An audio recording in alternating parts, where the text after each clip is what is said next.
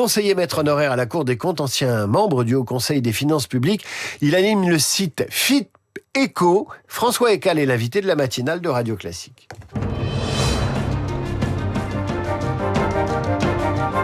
François Ekal, bonjour. Bonjour. Vous avez entendu Guillaume Tabar, vous l'avez écouté très attentivement. Une commission mixte paritaire va tenter d'ici demain de mettre d'accord Assemblée et Sénat sur ce que pourrait être le budget 2026. C'est assez mal parti si on a bien écouté Guillaume, puisque le Sénat veut supprimer des dépenses et des fonctionnaires, que l'Assemblée n'est pas d'accord.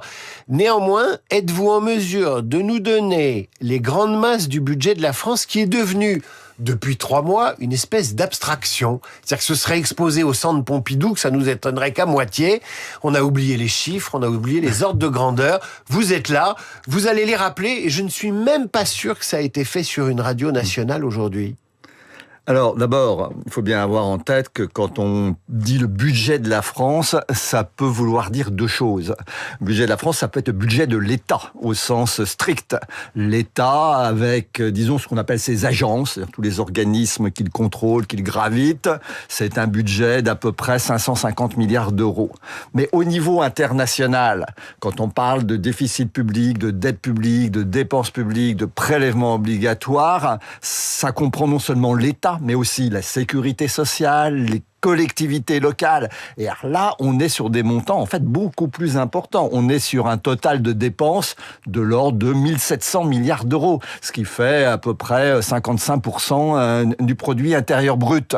Et on est sur un déficit qui est de l'ordre de 160, 170 milliards, donc des recettes qui sont surtout des impôts et cotisations sociales qui sont de l'ordre de 1500 milliards. Voilà, donc on est sur des ordres de grandeur beaucoup plus importants. Alors bien sûr, juridiquement, là, ce qu'on discute aujourd'hui, c'est le budget de l'État. Mais on a déjà discuté le budget de la sécurité sociale. On a quand même adopté une loi de financement de la sécurité sociale. C'est déjà ça. Et à côté, il y a les collectivités locales aussi. Donc, il y a 550 milliards, c'est le budget de l'État. C'est l'État lui-même. Voilà. Alors, rappelez-nous quelles sont les grandes masses budgétaires d'intervention du budget de l'État pour que les Français sachent, ceux qui nous écoutent, pour 1000 euros dépensés, combien va à l'action sociale, combien va à la défense, à l'éducation. On a besoin d'avoir ces ordres de grandeur. On les a totalement perdus de vue. Sur ces 500 milliards, vous avez le principal budget, c'est quand même l'éducation nationale, hein, puisque on a à peu près 80 milliards pour l'éducation nationale. Il y a un très gros budget aussi, malheureusement, qui est les intérêts de la dette de l'État. C'est aujourd'hui entre 50 et 60 milliards d'euros. C'était 31 milliards en 2023. Ça augmente beaucoup, voilà. 20 milliards de plus en 2 ans. Voilà, ça augmente beaucoup. Après, vous avez c'est assez dispersé. Hein. Vous avez vous savez à la fois le travail, l'écologie, les armées. Les armées, on en parle beaucoup en ce moment. Les dépenses militaires, c'est 50 milliards hein, aussi à peu près. Quelque chose qu'on dit assez peu, c'est que quand on prend le budget de l'éducation nationale, il y a les retraites des enseignants dedans. Ce qui veut dire qu'en fait, la partie retraite n'est pas nécessairement dédiée à l'éducation et à l'instruction de nos enfants, comme on dit. Alors, c'est pas bon. En effet, il y a beaucoup de débats sur ce sujet. C'est pas absurde. Dans une entreprise, Radio Classique, quand Radio Classique présente son compte de résultats, dans les charges, il y a bien les cotisations sociales patronales que paye Radio Classique en votre nom, par exemple, si vous en êtes salarié. Donc, il est normal que quand on calcule le coût d'une fonction, de l'éducation, etc., ça soit un coût complet, y compris les cotisations sociales. Ce qui est un peu étrange, voilà, ce qui fait débat dans le cas de l'État, c'est que ces cotisations sont très très élevées, beaucoup plus élevées que dans le privé. Mais ça résulte du fait que les fonctionnaires de l'État ont un régime particulier, spécial, qui a une démographie qui est très défavorable. Voilà, donc c'est la traduction de l'existence de ce régime spécial avec une démographie très déséquilibrée. François Ekal, j'aimerais qu'on parle d'une disparition. Les 40 milliards d'économies prévues à l'origine par François Bayrou, portés disparus. Où sont-ils ? Où sont les économies ?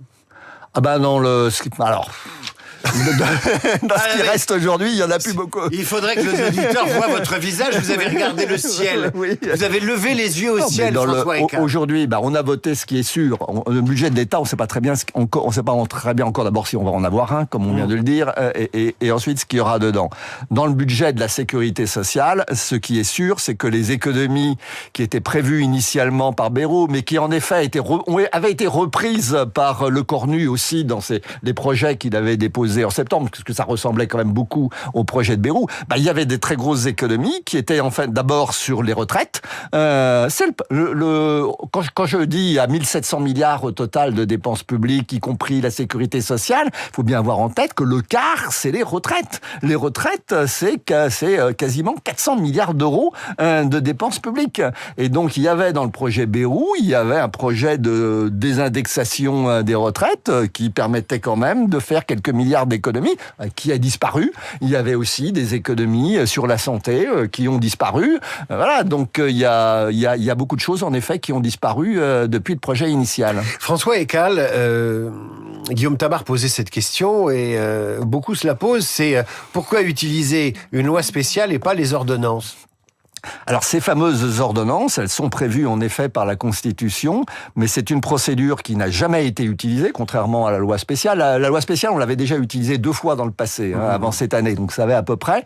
Et ce sont des ordonnances très très particulières, parce que normalement, le gouvernement ne peut, je dirais, gérer par ordonnance que s'il est habilité par le Parlement, avec une habilitation qui souvent est très très précise. On dit, le gouvernement, vous allez pouvoir régir par ordonnance, mais dans telle et telle condition. Là, il n'y a rien.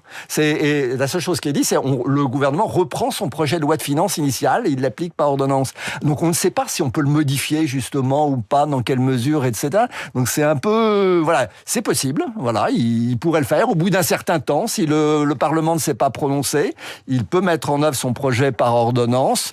C'est une option, mais on ne sait pas très bien ce qu'on peut faire quand même avec ces ordonnances. François Ekal, votre site a produit hier, le site FIP-Éco, une étude très intéressante, reprise dans ses grandes lignes par les Échos avant-hier, sur les impôts payés par les entreprises hors sociétés financières et les aides qu'elles ont reçues en 2024. Ces aides ont fait l'objet l'an dernier d'une commission d'enquête assez passionnée, assez passionnante, assez pédagogique. Et votre étude casse quelques idées reçues. Quelles en sont les conclusions ? Ça va intéresser nos auditeurs, ça. Oui, quand on parle d'impôts sur les entreprises, d'impôts de production, etc., bien souvent on nous rétorque, et quand on dit que ces impôts sont très élevés, beaucoup plus élevés en France que dans la plupart des autres pays, on nous rétorque qu'il y a plein d'aides aux entreprises et on pas des aides, la gauche dit des cadeaux. Ou des cadeaux. Elle adore les cadeaux. Voilà, des cadeaux, et on chiffre, et d'ailleurs avec des chiffrages qui sont très variables. Ça va grosso modo de 100 à 200 milliards. Donc j'ai voulu en avoir le cœur net. Et d'abord, il faut préciser, quand on parle de prélèvements obligatoires sur les entreprises ou sur les ménages d'ailleurs, ce sont des prélèvements qui sont calculés après déduction de la plupart de ces aides. Parce que la plupart de ces aides, c'est des allégements de cotisations sociales ou ce qu'on appelle des dépenses fiscales, c'est déjà déduit. Et donc quand on prend les prélèvements seulement sur les entreprises, donc l'impôt sur les sociétés, les impôts de production, les cotisations patronales, après déduction de la plupart de ces cadeaux, on est déjà les deuxièmes. C'est pas des cadeaux, c'est des aides. Ces aides, appelez ça comme vous voulez. À parler comme les socialistes et les communistes. Comme vous voulez, mais le résultat, c'est qu'on est quand même les deuxièmes de l'Union européenne. C'est-à-dire, alors je répète, c'est le plus important.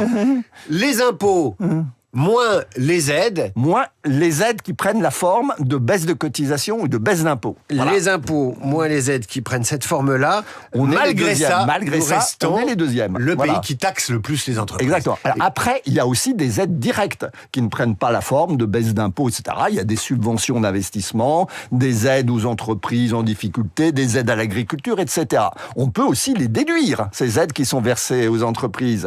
Et donc, on peut refaire le même calcul, et si on refait le même calcul, on n'est plus les deuxièmes, on est les troisièmes. Donc on est quand même à des niveaux troisième très sur élevés. 27. Troisième sur 27. Les seuls qui sont devant nous, c'est la Suède et Chypre. Bon, Chypre, je sais pas très bien pourquoi. La Suède, elle a des dépenses publiques très élevées, comme les autres pays scandinaves, et des prélèvements obligatoires très élevés. C'est pas totalement extraordinaire. Un mot, François Ekal, sur les prévisions de croissance qui sont meilleures que prévues. Est-ce que ça peut améliorer la situation des finances publiques ? Ah, bien sûr, ça peut l'améliorer. Tout gain supplémentaire de PIB se traduit par plus de recettes d'impôts et de cotisations sociales. Maintenant, quand on dit ça, on est sur 0,1 ou 0,2 points de c'est pas la divine surprise. Plus. C'est pas non plus la divine surprise. Donc on est quand même sur des rythmes de croissance qui sont autour de 1%. C'est pas fulgurant. Un dernier mot. Patrick Artus, que je recevais la semaine dernière, c'était mardi dernier. L'économiste expliquait que pour que la France rétablisse ses comptes publics, il fallait une pression qui vienne de l'extérieur, de la Banque Centrale Européenne en premier lieu. Est-ce que vous croyez, comme Patrick Artus, que nos finances publiques ne pourront être redressées qu'à la faveur d'un choc extérieur, puisque visiblement la prise de conscience n'a pas atteint la cervelle de nos élus? Oui, j'en suis de plus en plus persuadé. Je pense que s'il n'y a pas de choc extérieur, on ne fera pas les efforts, la dette va continuer à augmenter, bientôt on sera au niveau italien, on croisera après les Grecs, et on ne résoudra ce problème que sous la contrainte extérieure. Mais c'est pas très original. La plupart des pays qui ont fait des efforts très importants de redressement de leurs comptes publics, ils l'ont fait sous une contrainte extérieure. Pas les États-Unis.